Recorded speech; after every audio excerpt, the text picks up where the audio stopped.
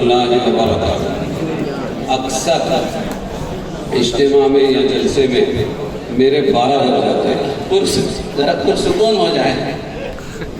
دیکھو آج بھی 12 بج جاتی ہے، سب نے مل کر کیا کر دیا بولو؟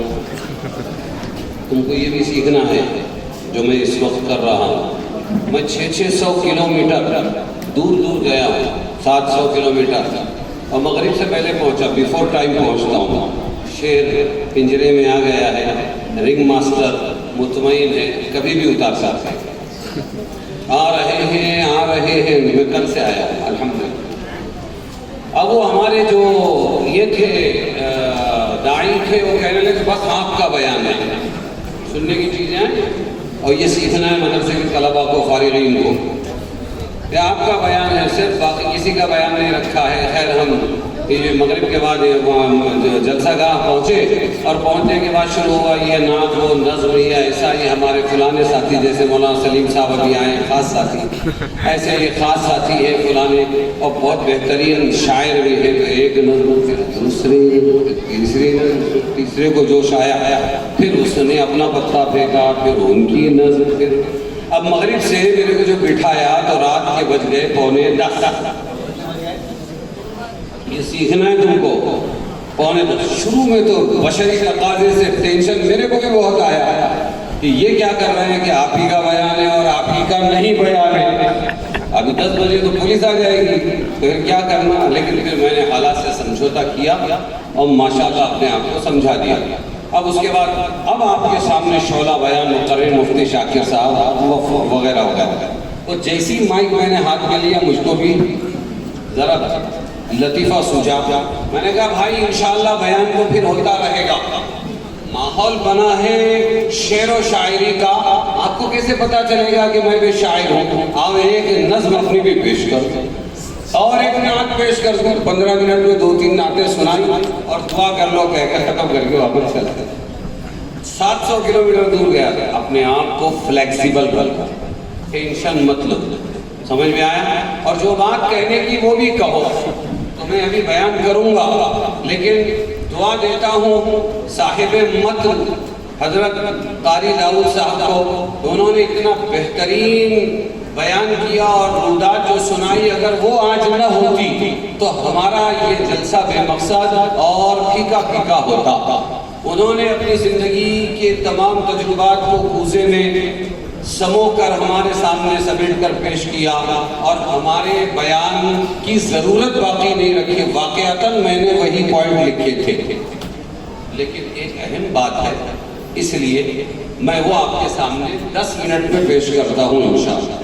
مجھے پھر بھی وقت بڑھا کے 12:30 دیا گیا ہے، لیکن ہمارے یہاں انا اعطینا کل کوثر بھی ہے، سورہ بقرہ بھی ہے، تو آپ کو یہ چیز سیکھنا ہے انشاءاللہ۔ اور وہ بات جو میں کہنے جا رہا ہوں وہ ہے نحمدہ و نصلی علی رسول کریم، اما بعد، جس کے بارے میں قاری صاحب ہی نے اشارہ کیا، 6 سالہ کورس عالمیت کا۔ مجھے 20 سال پہلے اس کا احساس اس وقت ہوا جب دارالعلوم نیپانی میں حفظ کے طلباء کو میں پڑھاتا تھا، اور وہ کچے پکے ہوتے تھے، پھر ان کے پیچھے 1 سال اور مزید محنت کرتے تھے، پھر ابھی حفظ بھی صحیح نہیں سنا رہے تھے، میں آ کے کہتے تھے مفتی صاحب ہم کو معاف کرو، ہم عالم نہیں بن سکتے۔ قاری صاحب خاص آپ کے لیے یہ بات کہہ رہا ہوں دلیل کے طور پر، ہاں دلیل ملے گی آپ کو انشاءاللہ کہ ہم نے جو مفتی رفیق صاحب نے، میں نے، اور جو لوگ مختصر مدتی عالمیت کا کورس شروع کر رہے ہیں اور مطعون بنتے ہیں، وہ ان کی لا علمی کی وجہ سے ہم پر اعتراض کرتے ہیں۔ ہم وقت کی ضرورت اور امت کی ضرورت کو سوچتے ہیں، تو کہنے لگے میں ابھی پڑھ نہیں سکتا، ابا اماں نے کہہ دیا ہے آؤ گھر سرے روزگار ہو جاؤ، کچھ پیسے لاؤ تو گھر چلے گا۔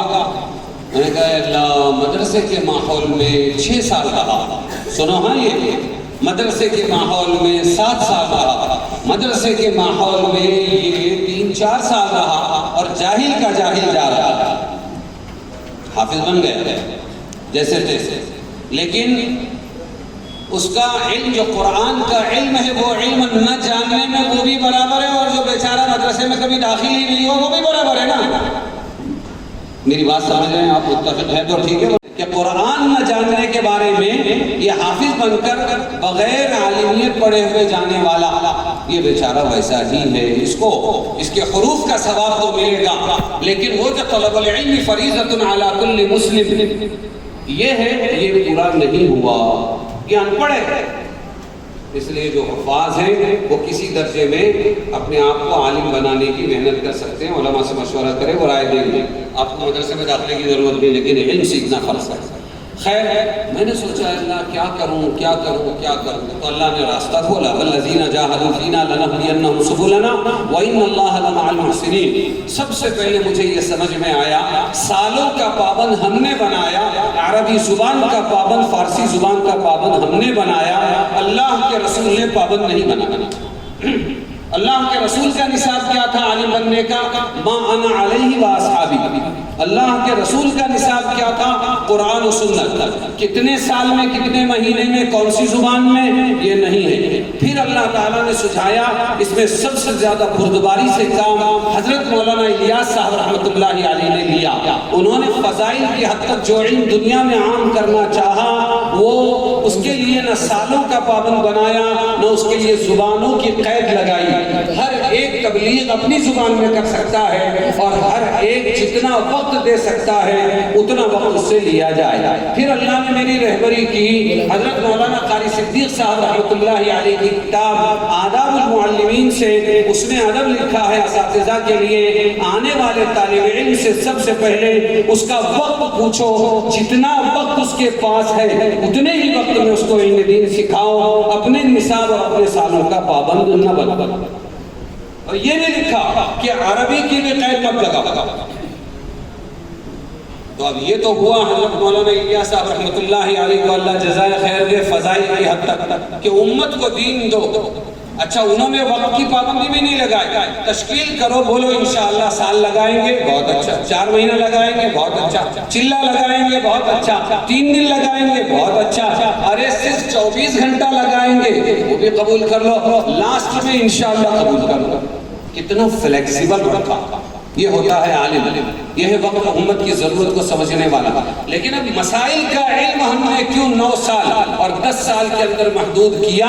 جب طالب علم مدرسے کے ماحول میں آ کے حافظ بن کے 4-5 سال میں ان پڑھ جا رہا ہے تو کچھ نہ کچھ اس کو دے دو تو وہ بیچارہ کم سے کم اللہ کو پہچان کے قرآن کو جان کر زندگی گزارے۔ ان تمام مقدمات کے درمیان اور ایک دلیل میرے سامنے آئی، وہ تھا ایک رسالہ جس میں مولانا رضوان القاسمی صاحب رحمۃ اللہ علیہ سبیل السلام کے بانی حیدرآباد، انہوں نے لکھا تھا مختصر نکتتی عالمیت کا کورس، اور اس میں حوالہ لکھا تھا کہ حضرت مولانا اشرف علی تھانوی نے اس کو شروع کیا تھا، حضرت مولانا، اور پھر یہ کہا کہ اسی نصاب مختصر نصاب کے فارغ مولانا مفتی ظفر احمد تھانوی، حضرت اشرف علی تھانوی کے بھانجے، یہ اسی کورس کے فارغ تھے جنہوں نے اتنی بڑی معرکۃ الآراء کتاب لکھی اعلاء السنن، یہ اسی کے فارغ تھے۔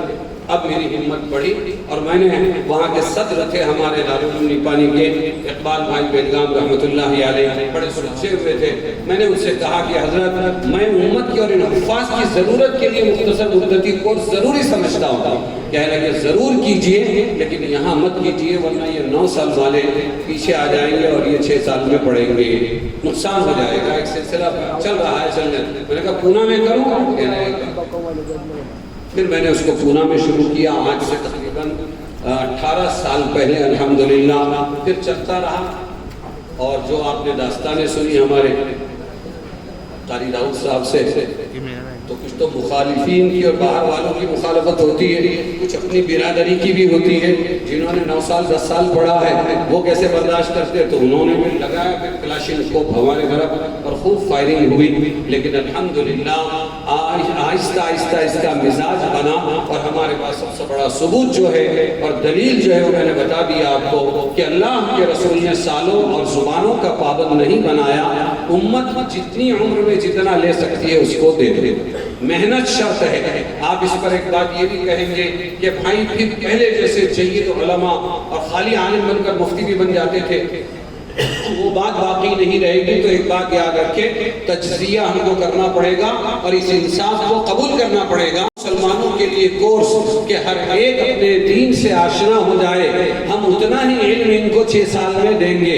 جو متخصص فی الفنون بننا چاہے, متخصص فی الفقہ, متخصص فی النحو, متخصص فی اللغہ, متخصص فی الادب, جو یہ تخصصات کرنا چاہیں تو ان کے لیے راہیں کھلی ہیں. ان کے پاس وقت بھی ہے, استعداد بھی ہے. وہ بڑے بڑے دارالعلوم میں جا کر وہ اپنی پیاس کو بجھا سکتے ہیں. آپ سمجھ رہے ہیں میری بات؟ لیکن یہ نہیں کہ تخصص کے چکر کے اندر, یعنی بریانی کے چکر میں دال روٹی بھی ہم بھول کر لیں. یہ کیسے ہو سکتا ہے کہ یہاں تو آپ کو پڑھنا ہے تو ہمارے پاس 9-10 سالہ کورس میں آپ داخلہ لیں, اور نہیں تو ہمارے پاس کوئی راستہ نہیں, آپ جاہل مرے. بالکل غلط بات ہے. تو یہ جو علماء کرام, اور خصوصاً اب تو بہت ضروری ہو گیا. کیا ضروری ہو گیا کہ اب تو حالات نے ہمیں دنیاوی علوم ملانے پر مجبور کر دیا. تو آپ اگر وہ 10 سالہ کورس جو ہمارے لیے 16 سالہ کورس ہوتا تھا, اگر اس کو پکڑ کے بیٹھیں گے تو نہ طلبہ آئیں گے اور نہ یہ علم سے آراستہ ہوں گے, بلکہ عمارتیں یوں ہی رہ جائیں گی اور یہ بیچارے علم سے محروم جائیں گے. عالم کہتے ہی اس کو ہے جو وقت کے اعتبار سے امت کی ضرورت کو سمجھے اور پھر اسے دے. آپ کو مثال کے طور پر بیان کرتا ہوں کتنے وقت میں علم سمجھایا جا سکتا ہے.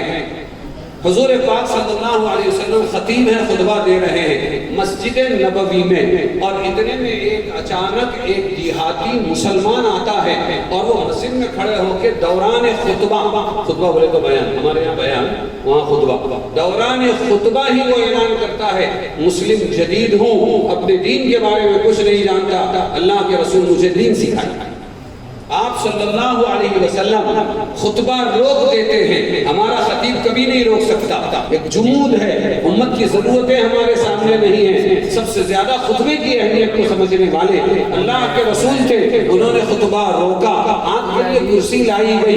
احسب قوائمہ بالحدید, مجھے گمان, راوی کہتے ہیں مجھے گمان ہے کہ وہ اس کی جو پیر تھے وہ لوہے کے تھے اور وہ رکھی گئی. آپ نے تمام کو بیٹھا ہوا چھوڑ کر سامعین کو اس پر بیٹھ کر اسے ابتدائے اسلام سے آخر تک سکھانا شروع کیا. پتہ نہیں کتنے دن کیا. آپ نے اس وقت تک اس کو سکھایا جب تک کہ وہ مطمئن نہیں ہو گیا. جب وہ مطمئن ہوا ہے آپ نے آ کے اپنا خطبہ کنٹینیو کیا ہے. اتنی مختصر مدت میں بھی دین سکھایا جا سکتا ہے اور اتنا اہم ہے, خطیبوں کے خطبے سے زیادہ اہم ہے. میں اس سے زیادہ کچھ نہیں کہتا, اپنا وعدہ پورا کرتا ہوں. ہم کو وعدے کا بڑا پابند ہونا چاہیے, خصوصاً بیانوں میں, ورنہ مولانا یونس صاحب رحمۃ اللہ علیہ فرماتے تھے ارے بھائی بعض لوگ ایسے ہوتے ہیں کہ وہ ان کو 10 پیسے دے کے بیان کو لگانا پڑتا, اور جب بولنا شروع کرتے انجن گرم ہوتا ہے تو پھر مجمع کو کھانے نماز کے لیے چھوڑتے نہیں, پھر ان کو 1 روپیہ دے کے چھوڑانا پڑتا.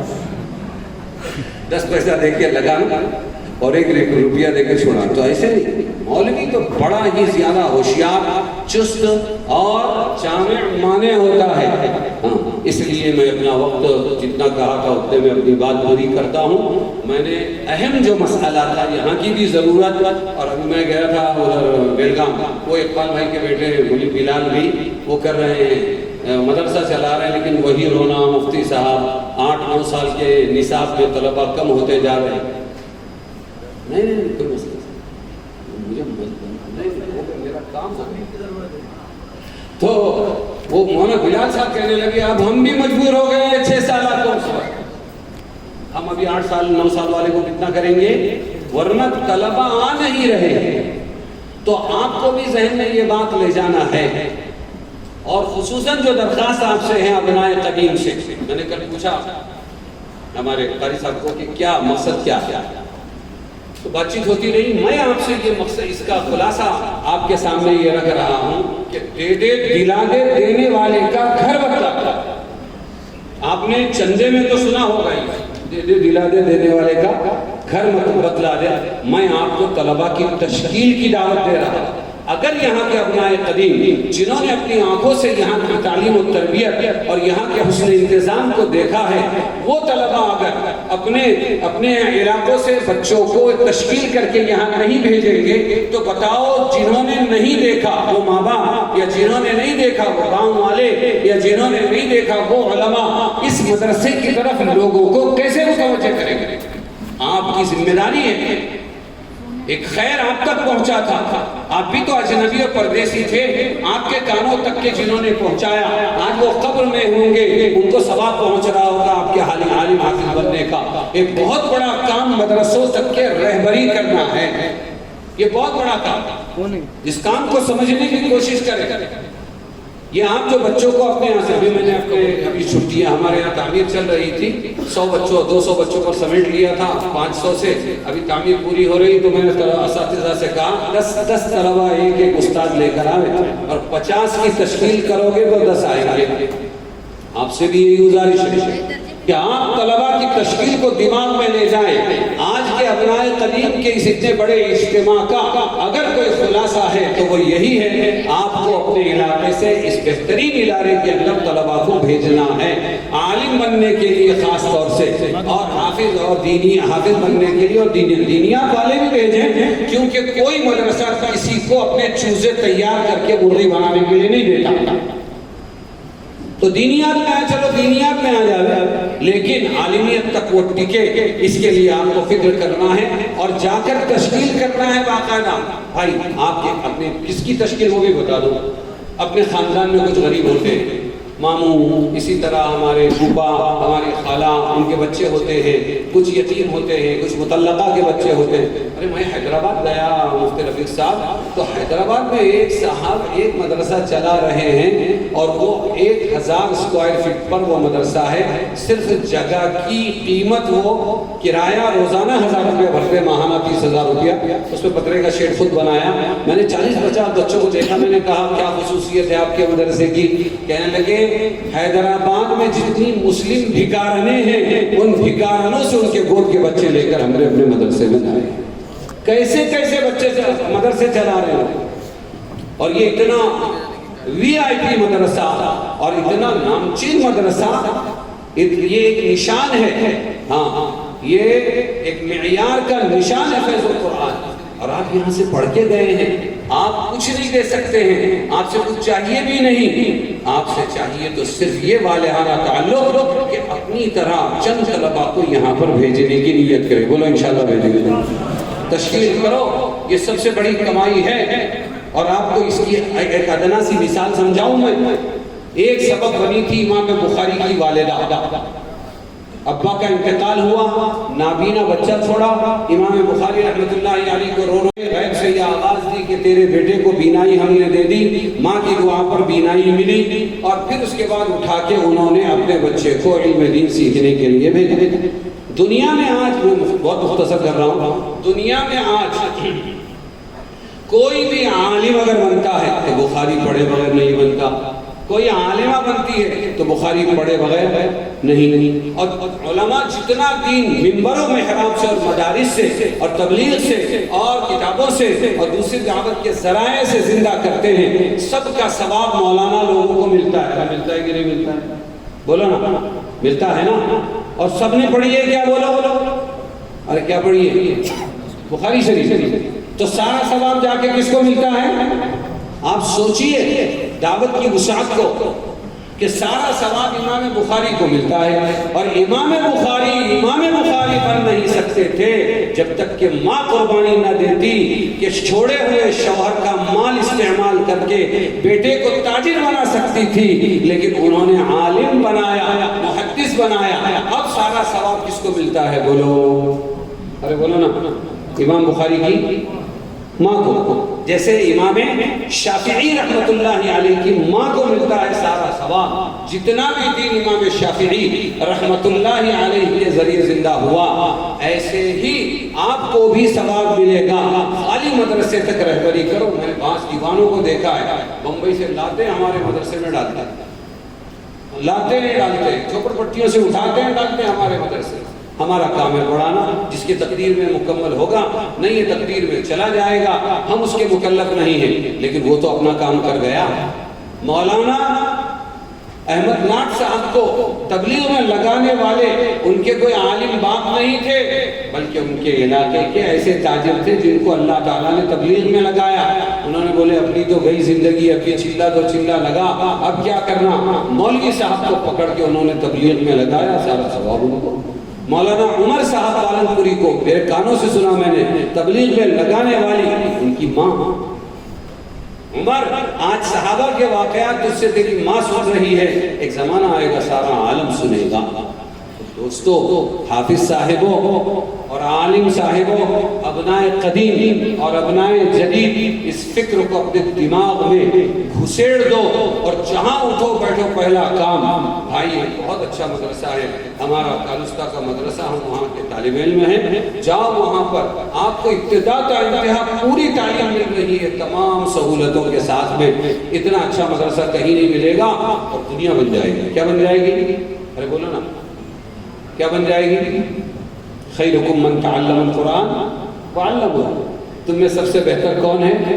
جو قرآن کو سیکھے اور سکھائے۔ 41 سال نکل گئے اس مدرسے سے، خالد بھائی، ان کے بھائیوں کے، ساتھیوں کے، اور قاری صاحب 41 سال، اور اللہ کے رسول فرما رہے ہیں یہ سب سے بہتر ہے انجینئر صاحب نے۔ تم بھی سن لو سب لوگ، کہیں دماغ کی کسی گوشے میں اگر ہو کہ بھائی انجینئر بنتے تو اچھا تھا، ٹیلر بنتے تو اچھا تھا، ڈاکٹر بنتے تو اچھا تھا، اور کمپیوٹر ماسٹر بنتے تو آج 1.5 لاکھ روپیہ کماتے، کہیں بھی دماغ میں ہو تو یاد رکھو کوئی اچھا نہیں۔ ملک کا بادشاہ، ملک کا وزیر، تاجر صاحب اور مالدار صاحب کوئی بھی اچھا نہیں۔ اچھا کون؟ تو اللہ کے رسول فرما رہے ہیں تم میں سب سے بہتر وہ ہے جو قرآن کو سیکھے اور سکھائے۔ اس لیے ابنائے قدیم جہاں بھی ہو، جو بھی ذریعہ معاش اللہ نے دے دیا اس کو کرتے ہوئے یہ تعلیم و تعلم مکتب کے درجے میں کیوں نہ ہو، چھوڑنا نہیں ہے۔ کریں گے انشاءاللہ، بچوں کی تشکیل کر کے بھیجیں گے۔ وما علینا